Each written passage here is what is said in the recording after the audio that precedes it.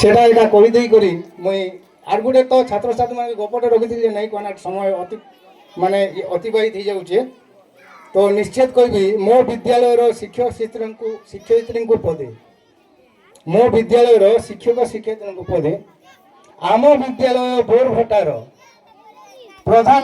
ପ୍ରଧାନ ଶିକ୍ଷକ ଶ୍ରୀ ନିରାକାର ବିଦ୍ୟାଳୟ କାର୍ଯ୍ୟ ସେ ଆଗଭର କେବେ ବି 61-65 ବର୍ଷରୁ ହେଇଥିଲା କେବେ ନାଇଁ ହେଇଥାଏ ଆଜ୍ଞା। ଏଇ ବର୍ଷ ହିଁ ପ୍ରଥମ ବାର୍ଷିକ ଉତ୍ସବ ସେ ପାଳନ କଲେ, ସେଥିଲାଗି ତାଙ୍କେ ଧନ୍ୟବାଦ। ବିଦ୍ୟାଳୟ କାର୍ଯ୍ୟ ସେ ଆଗଭର କହନ୍ତି କରିବା ପଛେ ବିଚାର। ଯାହା କଥା ବି କହିମୁ ବୋଲି ସେ କହିବା ତ ନାଇଁ ଯାହା ହଉଛେ ହଉ ପଛେ ବିଚାର କର୍ମା। ସତ କଥା ତ ଏଇଟା, ହଁ କି ନାଇଁ ପିଲାମାନେ? ତମେ ଜାଣିବ ମୁଇଁ ନାଇଁ ଜାଣି। ହଁ ତ ହଁ, ଆମ ଅତି ପ୍ରିୟ ସେ ଗୀତା ଦିଦି, ଇନେ ଗୀତା ଦିଦି ବି ଜଣେ ଅଛନ୍ ଜାଣିଛ? হ্যাঁ, পাঠ পড়া পাই করন্তি জিদি যেবে বি বিদ্যালয়কে আইসি হেই যেন বড় কোঠরি নেই আছে কেন সে নাই বসতিছন বাহার হন কি নাই। সে খাই ছুটি হেলে সে বাহারবে আর তাঙ্ক ঘরকে বুট বুট ভাগবে। 4-5 থর মুই এটা খেটেইছে সেতি লাগি পদে লিখিছে, যদি খারাপ লাগে বলে দিদি মতে মাফ করবে।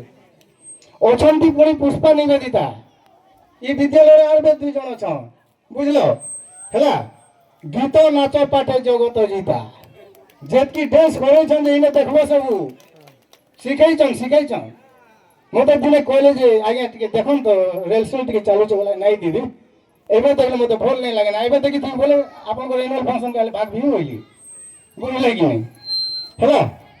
তারপরে অছন আর জনে মহান বিশিষ্ট ব্যক্তি হেলা, বিদ্যালয় ছন্তি অশোক দাস হেলা। পিলে তালি টিকে মারমা অশোক দাস লাগি হেলা। সে কাঁ কাঁ করছন জানতো, ডাকন্তি পিলাଙ୍କୁ পড়িবা আস, গাঁ গাঁ ঘর ঘর যাইকর পিলামানকে ডাকছন স্কুলকে আস আমি পাঠ পড়মা। আর সিটিএস সমୟରେ অনেক অনেক সহযোগ আমকে করিছন। আর সে দাস ভাই লাগি হি ই বরভটা ক্লস্টর কিছু লাগুছে যদি কে পরমিশন দেবে বলে কই গপটে ছুটিয়া গপ পিলাମାନଙ୍କ লাগি তাঙ্কর উপকারে আসবা। শর্টকটরে শুনে দেবি। জনে ব্যক্তি 2টা পথর ধরি করি, পথর বলে বুঝ তো, 2টা পথর ধরি করি গোটে কমার পাটকে গলে যেন কি মানে তৈয়ার করছন শিল্পী বুঝলে কি নাই। ଆଉ ସେ କହିଲେ ସେ 2ଟା ପଥର ଦେଇ କରିଛି ହେ ଭାଇ ତମେ ଇନେ 2ଟା ମୂର୍ତ୍ତି ମତେ ବନେଇ ଦିଅ, ସେ 2ଟା ମୂର୍ତ୍ତିକେ ନେଇକରି ମୁଇଁ ପୂଜା କରିବି। ଶିଳ୍ପୀ ସାଙ୍ଗେ ସାଙ୍ଗେ ତାଙ୍କ ପ୍ରଥମ ପଥର ଉପରେ ନିହାଣ ମୁଣ ଚଲେଇଲେ। ଯେତେବେଳେ ସେ ଚଲେଇଲେ ପ୍ରଥମ ପଥର କହିଲା ମତେ କଷ୍ଟ ଲାଗୁଛି ଭାଇ, ତମେ ମତେ ଇ ନିହାଣ ମଣଟା ମାଡ଼ ନେଇ ଦିଅ ନା, ମୁଇଁ କଷ୍ଟଟା ସହି ନାଇଁ ପାରେ। ତାପରେ ଶିଳ୍ପୀ ସେ ପ୍ରଥମ ପଥରକେ ଛାଡ଼ି ଦେଇକରି ଦ୍ୱିତୀୟ ପଥର ପାଖକେ ଗଲେ।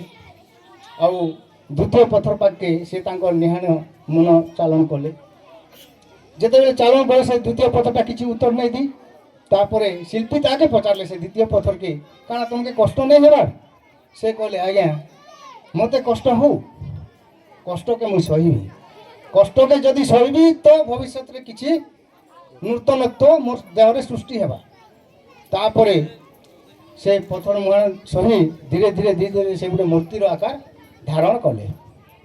ସେ ମୂର୍ତ୍ତିର ଆକାର ଯେତେବେଳେ ଧାରଣ କଲେ ଯେନ୍ ଦେଇଥିଲେ ସେ ଲୋକଟା ଆସିକରି ସେ ଶିଳ୍ପୀ ପାଖେ ଆସିଲେ। ଆଉ ସେ ମୂର୍ତ୍ତିଟା ମାଗଲେ, ମୂର୍ତ୍ତି ମାଗଲା ସେ ମୂର୍ତ୍ତିଟା ତାଙ୍କେ ଦେଲେ। କିନ୍ତୁ ସେ କହିଲେ ଯେ ମୁଇଁ ଇ ପଥର ବି ନେବି। ତାପରେ ସେ କହିଲେ ହୋ ତମେ ଯେନ୍ ପଥର ଦେଇଥିଲ ଏ ପଥରରେ ତ କିଛି ନାଇଁ ହି, ଏଇଟା ନେଲେ ତମେ କାଁ করব?